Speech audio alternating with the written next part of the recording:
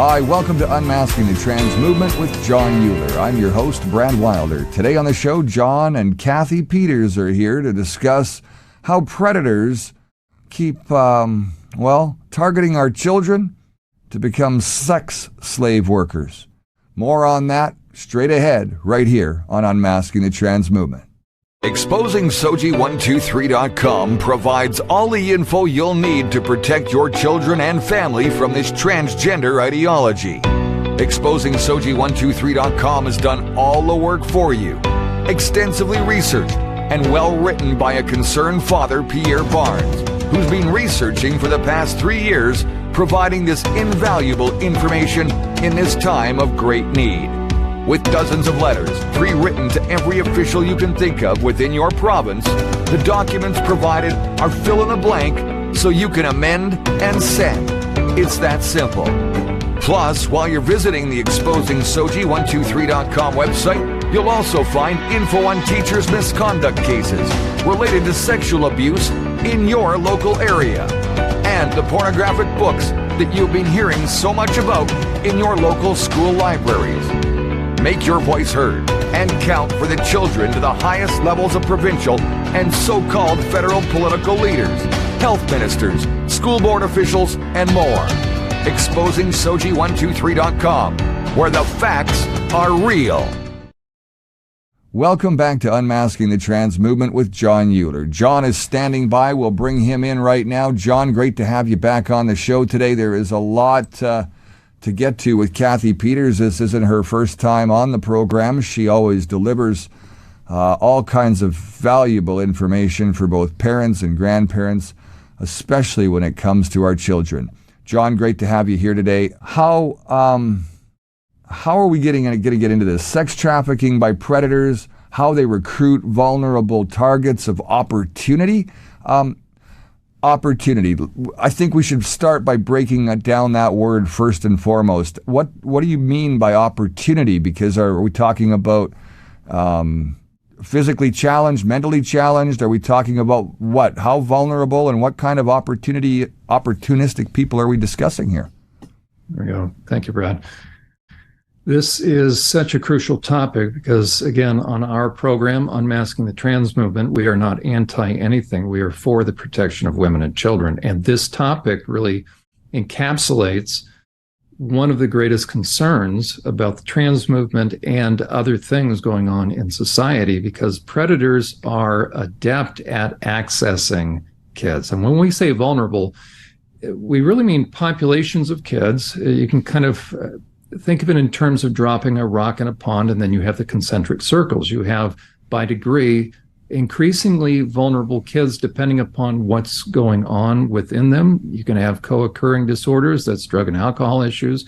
You can have multiple mental health diagnoses. If things are going on in the home, oftentimes that sets up a child for being easily manipulated because they're hungering for belonging, they're hungering for human contact, as it were, and predators are very adept at that.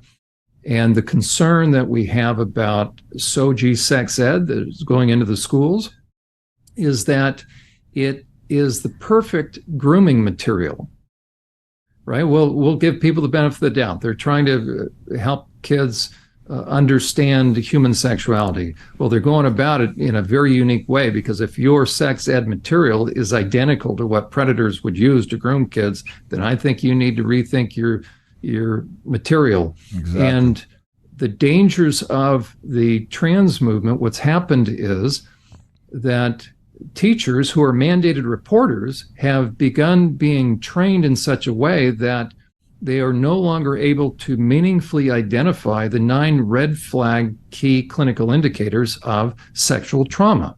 And they're reframing everything in terms of gender.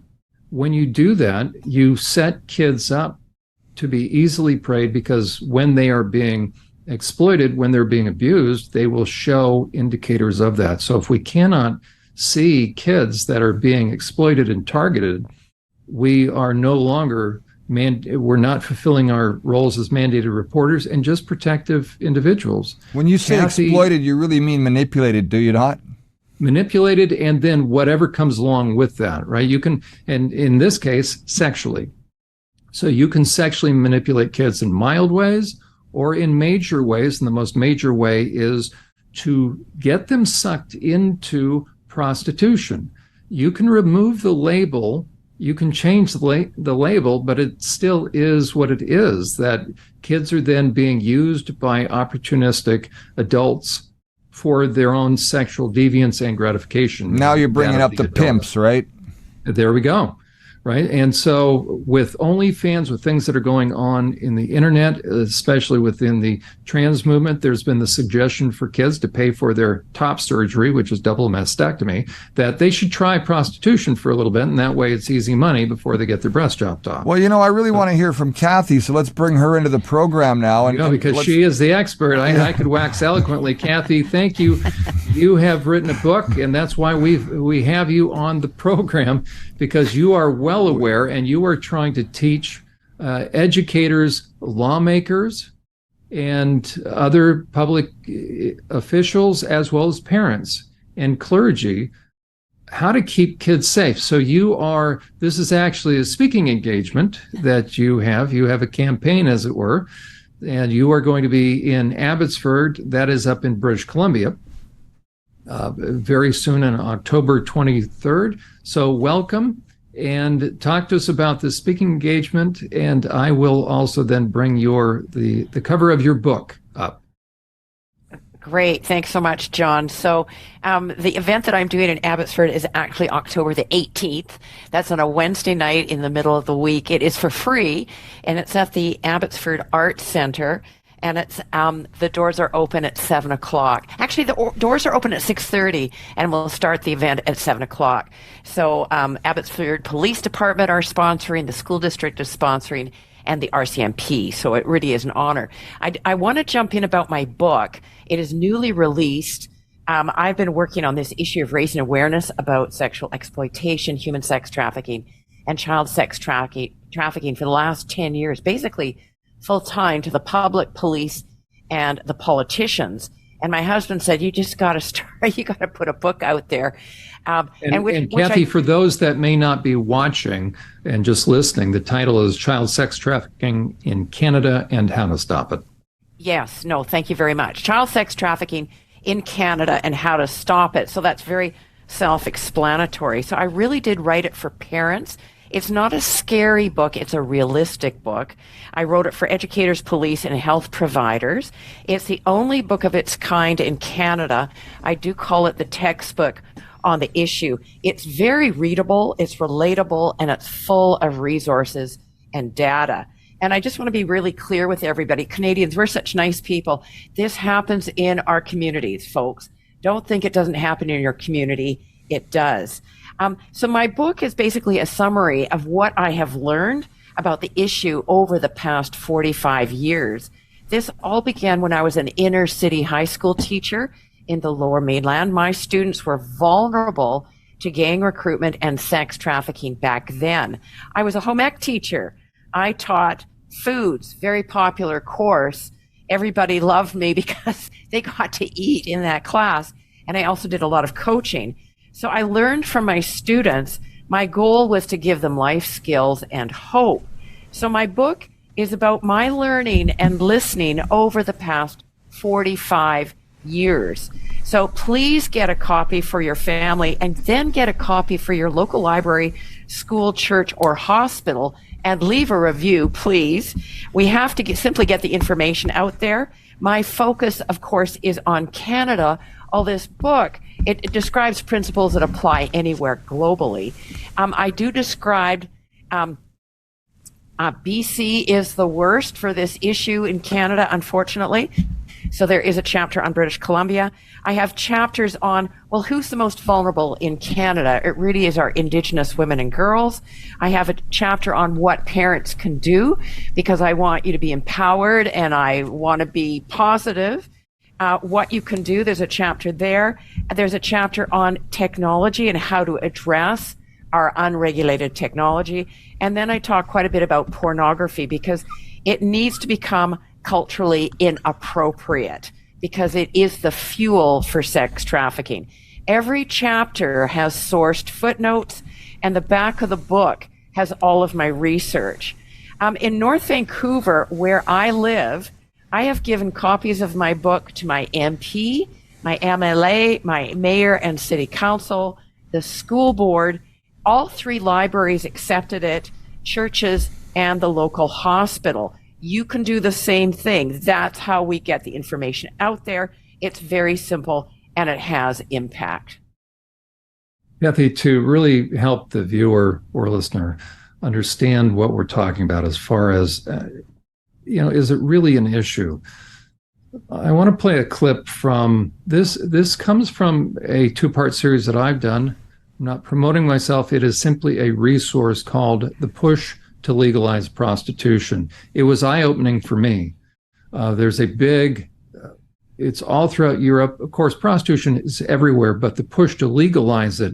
So it's really a 2-pronged approach and a concern that we have. One is what's going on the legislative level, and then how pimps actually recruit. So I want to play this for the viewers so that they can see the scope of what we're talking about. But that wasn't the case nationwide. Across the country, the FBI says 167 child victims were recovered during Operation Cross Country.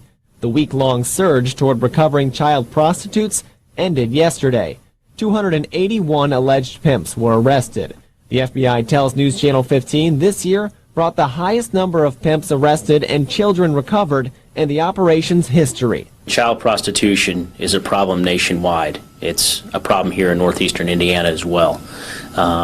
We are doing everything we can to mitigate the threat of child prostitution. This is the 8th time the FBI has launched the major sting. It says on average, child prostitutes are girls between 13 and 16 and many times reported missing or runaways, which is why the FBI says it can be difficult to get the girls to help their investigations, but why authorities take it so seriously. It's not so much about punishment as it is trying to recover them and then get them back out of this lifestyle, break the cycle, and get back with their families. And if these legal pimps,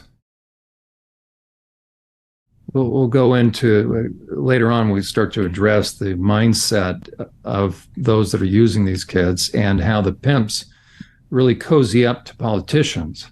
So, Cathy, you no doubt have run into that challenge as far as there's a degree of receptivity on the part of the public as you educate them, but then the challenge is to try to get meaningful teeth into legislation.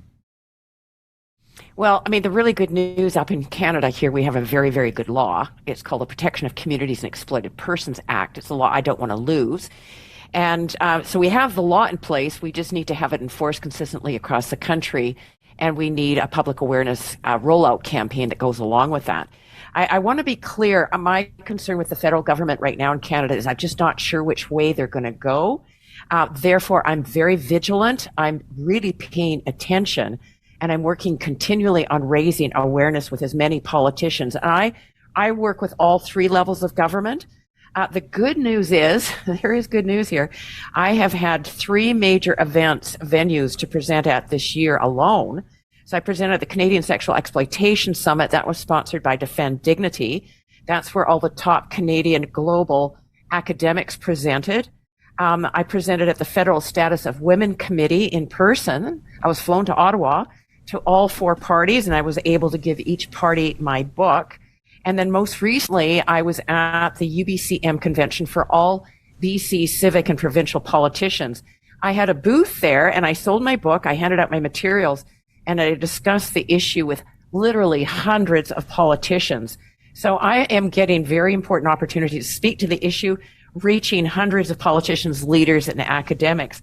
I find that individuals can be very receptive. So I do have MPs, senators, the Department of Justice, MLAs in BC, and I do have some very supportive mayors and city councilors. So my website, again, beamazingcampaign.org. It actually has my presentations right there so you can view them.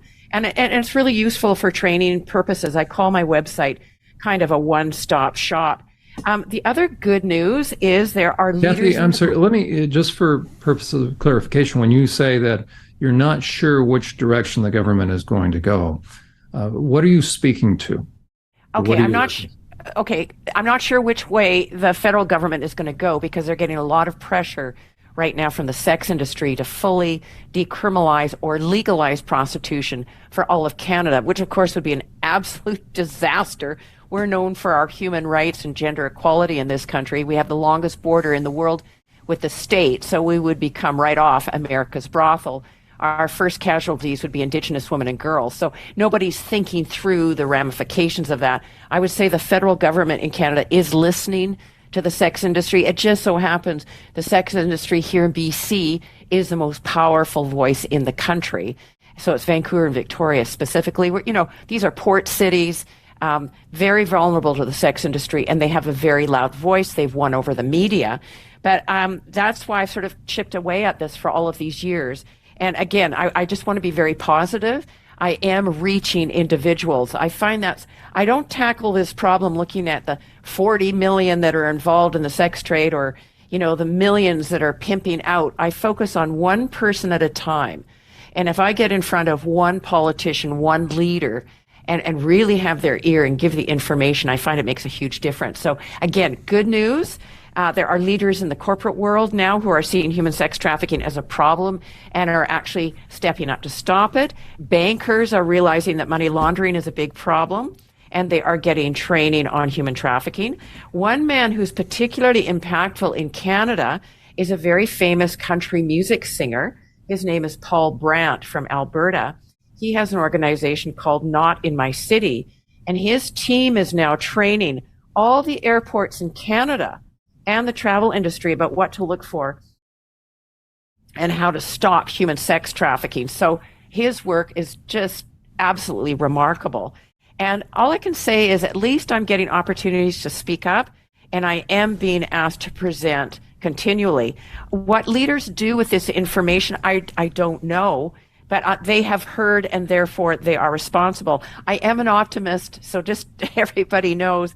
And I really believe that as we learn, share, and alert, we will make a difference. So to everybody, if you get a meeting with a leader, if you write a single letter, if you make a phone call, it makes a big difference.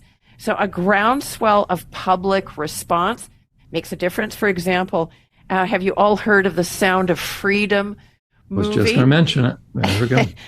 That has really, really helped to raise public awareness. And police here tell me that it's an accurate depiction of what is happening. As an example, I just want to say, I don't believe politicians would fully decriminalize prostitution if they really understood the impact on Indigenous women and girls. We just celebrated Truth and Reconciliation Day here in Canada. And my question is, how can there be reconciliation if Indigenous women and girls continue to be radically exploited and prostituted? How many of these girls are being snatched? How many of these girls are being snatched to become sex workers versus actually being lost little girls running away from home and getting sucked into the industry? Because that is the real question I've got, especially with all the immigration that's coming into the southern border and everything that's migrating up towards our border now too. No, the numbers are just going like this. Now, we don't keep data in Canada. We're not good about data, but Tamia Nagy is sort of the voice for human sex trafficking. She's a survivor.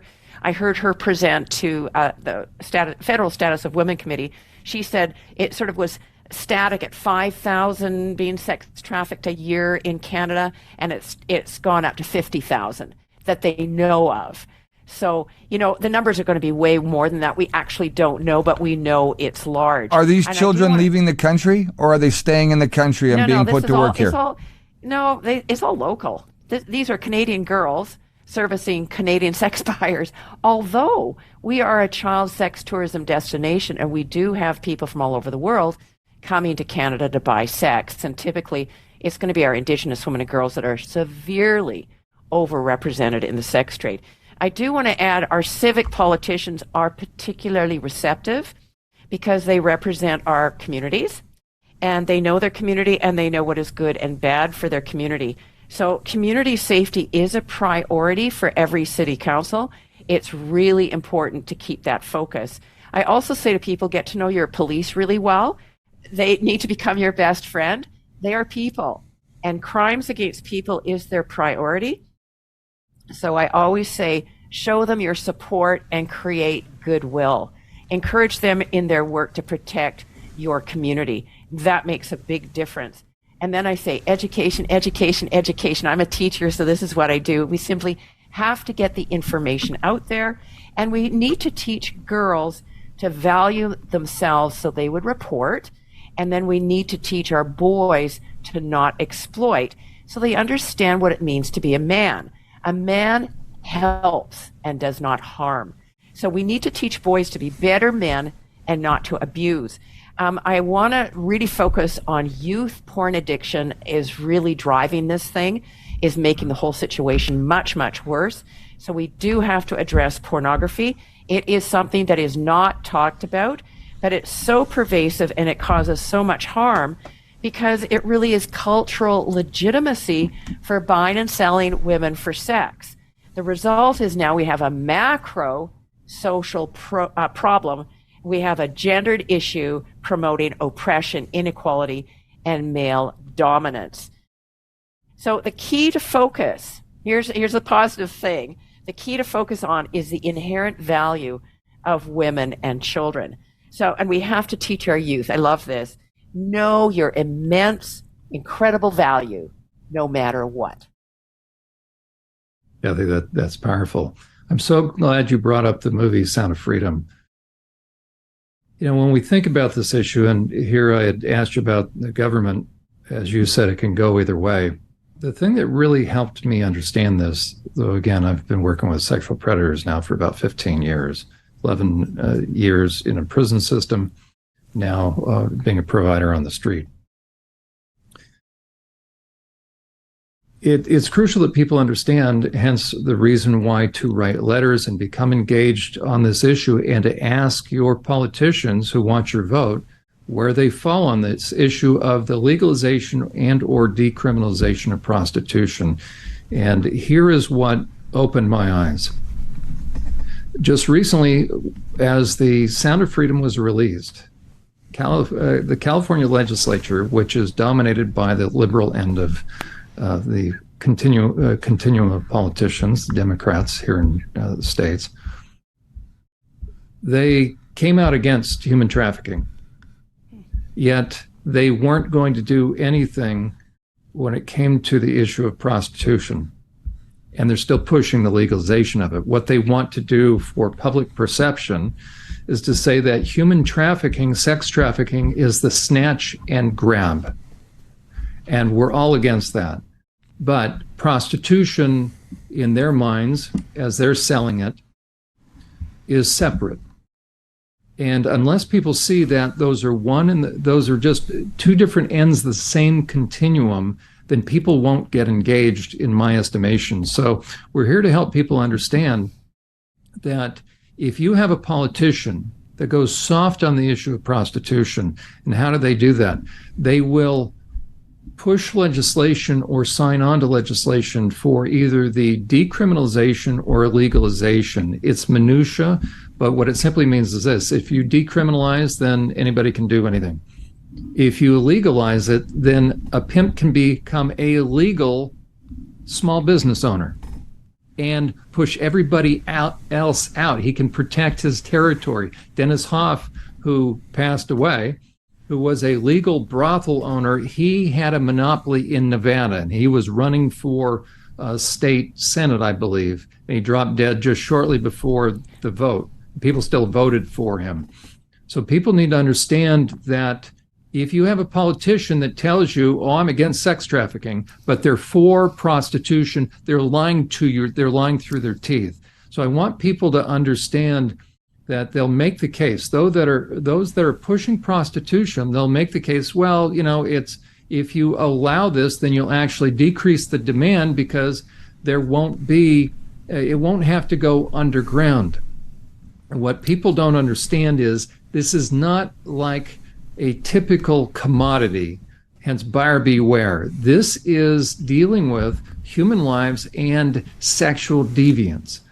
And I want to play a clip still from that, the documentary that I put together, the multiple part, because this is the thing that people need to understand in terms of awareness. And so people are shocked to find out there are men in churches, there are politicians, there are people that look respectable that are getting arrested for using prostitutes all the time. And that's why it's so difficult to get legislation outlawing prostitution or implementing what's called the Nordic model.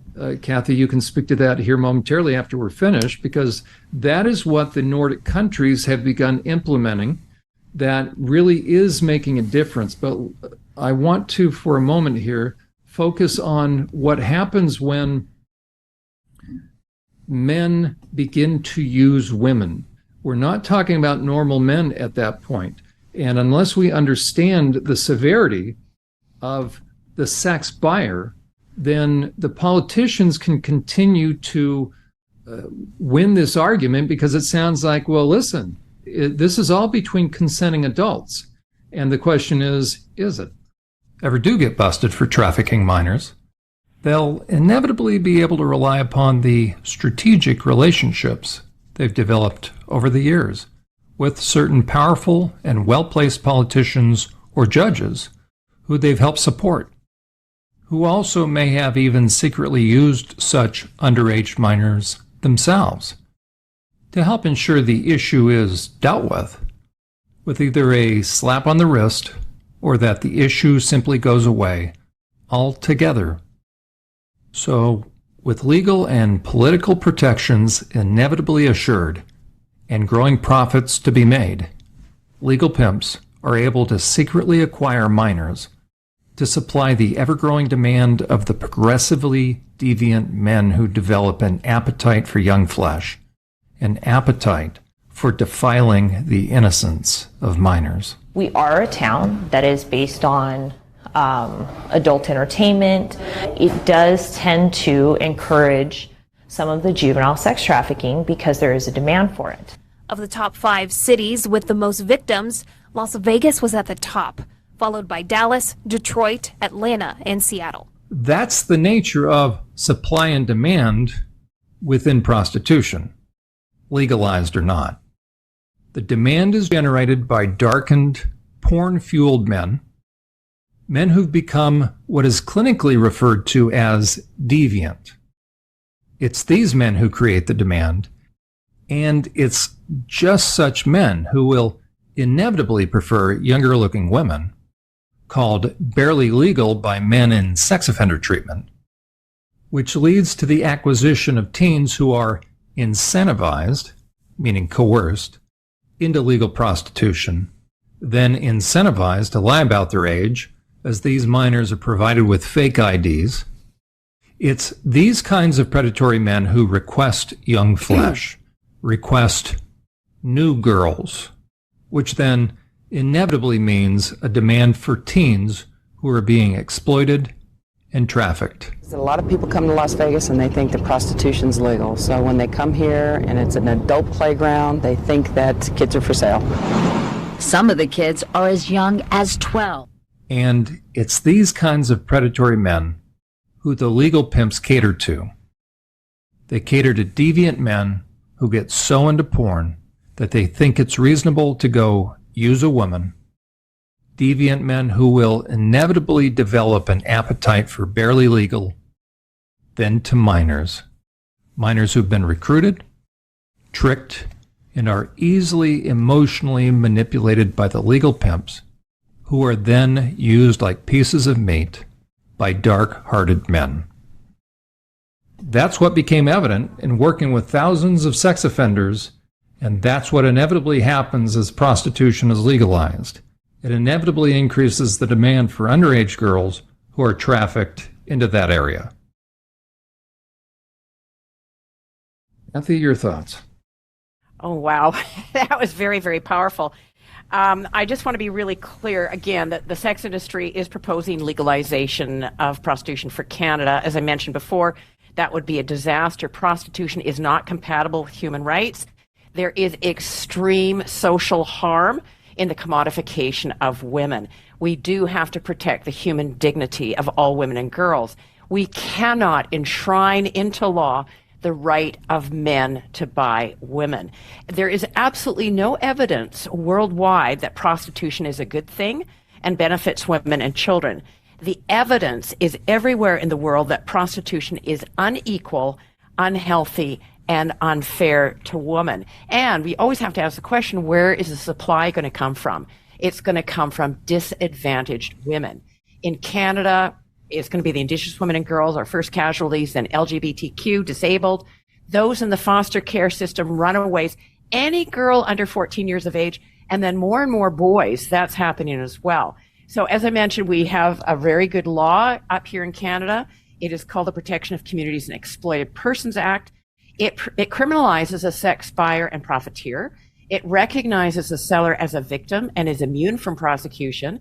Exit strategies are supposed to be in place to help victims out of the sex trade. And there's also supposed to be a robust prevention education strategy so youth, children, the vulnerable, are not pulled in. The clear statement from Parliament was that girls and women in Canada are not for sale.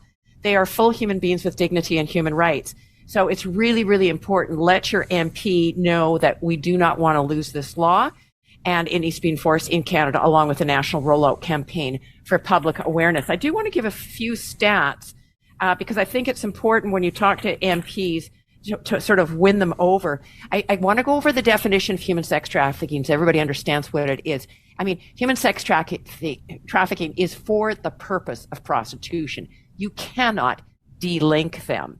So human trafficking is recruiting, transporting, transferring, receiving, holding, concealing, harboring, or exercising control over a person for the purpose of exploiting them. The key word is exploitation. It's basically exchanging a sexual act for anything else. Drugs, basic needs, food. Organized crime, and here's the piece, organized crime is almost always involved. We say 90 to 99% in the sex trade have a pimp or a trafficker. So it's only 1 to 3% are actually there via their own volition. And if they are there, I think of the high-end escorts, for example, most of them, the majority of them, were sexually abused as children or experienced incest. Or they have others working for them. Cathy, I'm aware we're up against the clock at this point.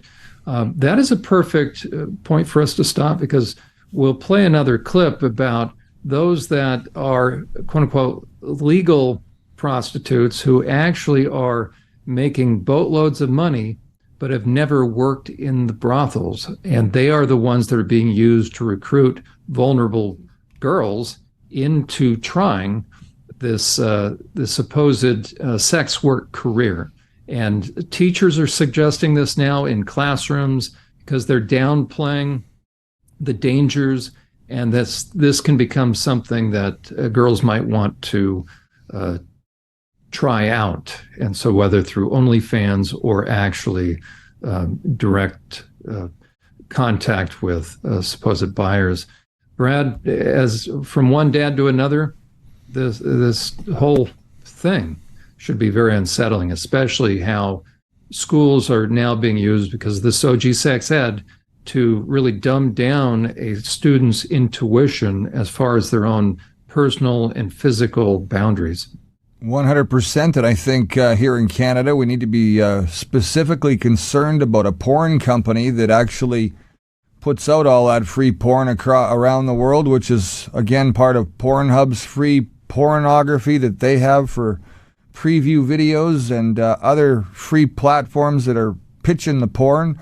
That's MindGeek out of Montreal. So, again, that MindGeek is somebody that Canadians need to I guess, really address for their efforts to push this whole ideology, this whole brainwashing tactic that is getting into our kids' heads and making us parents somewhat crazy as well because, we just don't know where to take it and how to handle it and what to do next. So, it comes down to experts like both of you to be able to provide this advice to parents and grandparents. So we appreciate having you on the show. Your advice is nothing less than 150%, and the advice that you provide these individuals is hopefully going to help them go forward and tackle their own issues along the way that, is stopping at their doorstep here in Canada and throughout North America, and for that matter, even around the world. I'm Brad Wilder. This is Unmasking the Trans Movement. John and Cathy will be back in part 2. We hope you stay right there. Remember, you can find us on BitChute under Unmasking the Trans Movement. We're on Rumble and as well on YouTube too. We'll see you next time.